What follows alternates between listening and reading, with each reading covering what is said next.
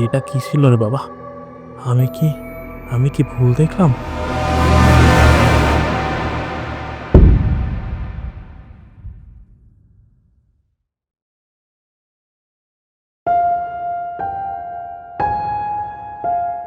আমি রনিত।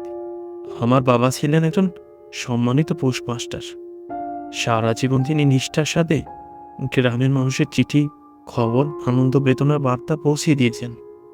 মাসখানিক হলো তিনি এই পৃথিবী ছেড়ে বিদায় নিয়েছেন। তার এই হঠাৎ করে চলে যাওয়াতে আমার পরিবারের পুরো দায়িত্ব এখন আমার কাঁধের উপর। বাবার মতোই এই অল্প বয়সে পোস্টমাস্টারের দায়িত্বটি পালন করতে হচ্ছে। তবে সময় বদলেছে। এখন আর আগের মতো চিঠির চল নেই। মোবাইল আর ইন্টারনেটের যুগে চিঠি যেন অতীতের এক মিষ্টি স্মৃতি হয়ে গেছে। মাসে দু একটা চিঠি আসে, আর সেগুলোকেই পৌঁছে দিয়ে আমার প্রধান কাজ। আর বাকি সময়গুলো অফিসের ছোট্ট ঘরে বসে কেটে যায়। কখনো জানালার ফাঁক দিয়ে আকাশ দেখি, আবার কখনো পুরনো চিঠির খামে বাবার হাতের লেখা খুঁজে বেড়াই। আরে, এই চিঠিটা আবার কোথা থেকে এলো? সপ্তাহখানিক মাঝে তো কোনো চিঠি এই পোস্ট অফিসে জমা পড়ে নেই।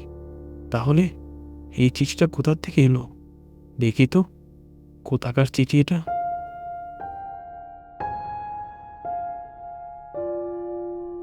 মায়াদেবী, বগনপুর গ্রাম। সবে মাত্র এ পেশায় জড়িয়েছি। গ্রামগুলোই শুধু চেনা আছে, কিন্তু গ্রামের ভিতরে কোনটা যে কার ঠিকানা সেটা কি আমি জানি? যাই হোক, কি আর করার, যাই বগনপুর গ্রামে গিয়ে লোককে জিজ্ঞেস করে মায়াদেবীর ঠিকানাটা খুঁজে বের করো। রনিত বাবার মতো একদম সহজ সরল একটি ছেলে। এখন সন্ধ্যা পেরিয়ে রাত ঘনিয়ে এসেছে, আর রনিত সেটা চিন্তা না করে চিঠিটি ব্যাগে নিয়ে সোজা বেরিয়ে পড়ল মায়াদেবীর বাড়ির উদ্দেশ্যে। গ্রামে সন্ধ্যার পর কিরকম যেন নিস্তব্ধ হয়ে যায়। চারিপাশে কোনো লোক নেই। বনের ভিতর দিয়ে হাসছে রনিত। দুপাশে ভেসে আসছে ঝিঝি পোকার ভয়ঙ্কর আওয়াজ, আর দূর থেকে কিরকম অদ্ভুতভাবে ডেকে যাচ্ছে কুকুর আর শিয়াল। তাতে এই নির্জন পরিবেশটা আরো ভয়ঙ্কর থমথমে হয়ে উঠেছে। রনিত হঠাৎই দাঁড়িয়ে গেল। রনিতের মনে হলো সামনে ওই গাছটার পাশে কোনো এক মহিলা দাঁড়িয়ে আছে। রনিত এবার ভীষণ ভয় পেতে শুরু করল।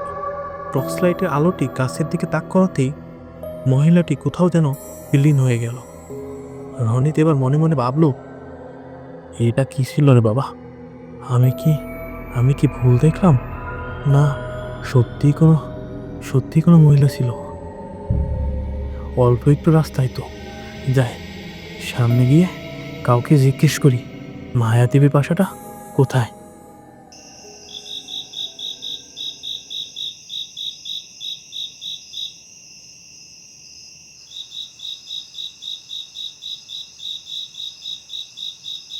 দাদা, এই গ্রামে মায়াদেবীর বাসাটা কোনটা? মায়াদেবীর তো একটা চিঠি ছিল, এটা আমাকে পৌঁছিয়ে দিতে হবে। লোকটি কিছুক্ষণ চুপ হয়ে রনিতের দিকে তাকিয়ে রইল। কিছুক্ষণ তাকিয়ে থেকে পরক্ষণে রনিতকে বলল, এই গ্রামে মায়াদেবী বলে তো একজনই আছে, আর সে গত বছরই তো মারা গেছে। আমি যতটুকু জানি ওই বাড়িতে এখন আর কেউ থাকে না। আপনি এই খালি বাড়িতে কাকে চিঠি দিতে যাবেন শুনি? এত দূরে যখন কষ্ট করে নিয়ে এসেছি, আপনি আমাকে বলে দেন মায়াদেবীর বাসা কোনটা। দেখি বাসায় আমি কাউকে পাই কিনা, পেলে চিঠিটা দিয়েই চলে আসব। আচ্ছা, ঠিক আছে। যেহেতু আপনি চিঠি নিয়ে এসেছেন, তাহলে বাড়িতে একবার ঘুরে দেখে আসুন কাউকে চিঠিটা পৌঁছে দিতে পারেন কিনা।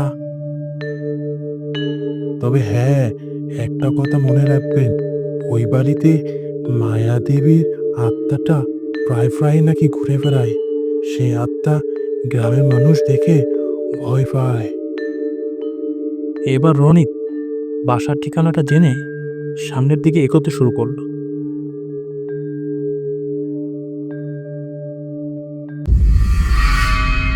এবার রনিত ধীরে ধীরে মায়াদেবীর উঠানে এসে থামল। বাড়িটা বেশ নির্জন এলাকায়, আশেপাশে কোনো বাড়িঘর নেই। রনিত এই নির্জন এলাকায় নিজেকে বেশ একাকিত্ব বোধ করল। পরক্ষণে রনিত ডেকে উঠল, বাসায় কেউ আছেন? আপনাদের একটা চিঠি ছিল মায়াদেবীর নামে, একটু কষ্ট করে চিঠিটা কেউ নিয়ে যান। এবার রনিতের ডাক শুনে কেউ সামনে এলো না, তাই রনিত আবার পুনরায় ডাকতে শুরু করল, বাসায় কেউ আছেন? মায়াদেবীর একটা চিঠি ছিল, একটু জলদি করে এসে নিয়ে যান। হঠাৎই রনিতের পিছনে একজন মহিলা এসে দাঁড়িয়ে বলল, দাও, চিঠিটা আমাকে দাও। এবার রনি পিছনে ঘুরে তাকালো আর দেখলো একজন মহিলা তার কাছে চিঠি চাচ্ছে। রনিত এবার মনে মনে ভাবল, এই মহিলাটিকে তো কিছুক্ষণ আগে গাছের আড়ালে দেখেছিল সে।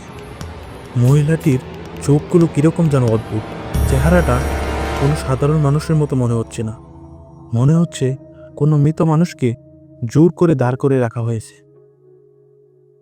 এবার মহিলাটি একটু অদ্ভুত কণ্ঠে বলল, আমি মায়াদেবী, বিফি কথা না বলেই চিঠিটা দিয়ে এই জায়গা ছেড়ে চলে যাও, না হলে তুমি কিন্তু অনেক বড় বিপদে পড়ে যাবে, বলে রাখলাম। রনিত মহিলাটির কথা শুনে আর কিছু চিন্তা ভাবনা না করে চিঠিটা ফেলে চোখ বন্ধ করে দৌড়াতে শুরু করে। ও মা, বাঁচাও বাঁচাও বাঁচাও বাঁচাও বাঁচাও, ও বাঁচাও বাঁচাও বাঁচাও বাঁচাও, ও মা, বাঁচাও বাঁচাও। রনিত আর দৌড়াতে দৌড়াতে মুদির দোকানের সামনে এসে থামল। আরে দাদা, আপনি এরকম হাঁপাচ্ছেন কেন? আর বলবেন না দাদা, আমি আমি স্বয়ং মায়াদেবীর তার সাথে সাক্ষাৎ করে ফেলেছি। আর কিছুক্ষণ থাকলেই আমি হয়তো আর বেঁচে ফিরতাম না, তাই দৌড়ে পালাচ্ছি। হ্যাঁ দাদা, আপনাকে তো আগেই বলেছিলাম ও বাসায় না যেতে। ও বাসায় মায়াদেবীর আত্মা ঘোরাফেরা করে, আর তা দেখে সবাই ভয় পায়। সে তো বুঝলাম, কিন্তু দাদা, মায়াদেবী মারা গেল কিভাবে? আর তার আত্মা মানুষকে ভয় দেখায় কেন? সে ঘটনা একটু আমাকে খোলাসা করে বলবেন? দাঁড়ান দাদা, আমি সব খুলে বলছি। মায়াদেবী খুব ভালো মানুষ ছিল। বিয়ের কয়েক বছর পর তাদের কোনো বাচ্চা কাচ্চা হয় না, আর তার স্বামী শহরের এক এনজিওতে চাকরি করত। 5-6 মাস পর পর বাড়ি আসতো, আর মাঝে মাঝে দু একটা চিঠি পাঠাতো। আর এই সুযোগে গ্রামের কিছু দুষ্টু লোকজন মায়াদেবীকে নিয়ে অনেক ঠাট্টা তামাশা করত। বলতো যে তার স্বামী শহরে আরেকটা বিয়ে করে নতুন করে সংসার পেতেছে, সেজন্য মায়াদেবীর কাছে তার স্বামী আসে না। মায়াদেবী এসব কথা শুনে ভীষণ মন খারাপ করত। 4-5 মাস পর তার স্বামীর কাছ থেকে কোনো চিঠি আসে না। আস্তে আস্তে গ্রামের দুষ্ট লোকজনের কথা সে বিশ্বাস করতে শুরু করে। পরে সে মন খারাপ করে থেকে এক সন্ধ্যায় গলায় দড়ি দিয়ে আত্মহত্যা করে। তারপরে গ্রামের দুষ্ট লোকজন যাকে পায় তাকেই ভয় দেখায়, হয়তোবা তাকে মেরেও ফেলে। তুমি হয়তো পর গ্রামের, সেই জন্য মায়াদেবী তোমাকে আর কিছু করেনি। তুমি বড্ড বাসা বেঁচে গেছো ভাই। রনিত মুদির দোকানের ভাইয়ের কথাগুলো শুনে আর 1 মিনিটও দেরি করল না, সোজা বাড়ির পথে চলতে শুরু করল। রনিত কৌতূহলবশত মুদির দোকানের ভাইকে নিয়ে সরাসরি মায়াদেবীর বাসাতে পরের দিন সকালে এসে হাজির হলো, আর গিয়ে দেখলো চিঠিটা ঠিক সে জায়গায় পড়ে আছে যে জায়গায় ফেলে গিয়েছিল। এবার চিঠিটি হাতে তুলে রনিত পড়তে শুরু করল। ওগো আমার মায়ার রানী, কেমন আছো তুমি? বড্ড জানতে ইচ্ছে হচ্ছে আমি যে ভালো নেই। গত ছুটিতে বাড়ি ফেরার পথে আমি বড় একটি দুর্ঘটনার কবলে পড়ি, আর তাতে 6 মাস আমাকে হসপিটালে কাটাতে হয়। আমার 2টি পাও হারিয়ে ফেলি, সেজন্য তোমার আর কোনো খোঁজ নিতে পারিনি। এখন যে আর চলতেও পারি না। যদি পারো আমার এই ঠিকানায় এসে আমাকে নিয়ে যেও, তোমাকে যে বড্ড দেখতে ইচ্ছে করছে। ইতি তোমার অনিল। সত্যি এই চিঠিটা যদি সঠিক সময়ে এসে পৌঁছাতো তাহলে মায়াদেবী হয়তো এরকম ভুল সিদ্ধান্ত নিত না। এক বুক ঘৃণা জানাই ওইসব গ্রামবাসীদের যারা অসহায় মানুষদের পেলে হাসি ঠাট্টা করে মৃত্যুর দিকে ঠেলে দেয়।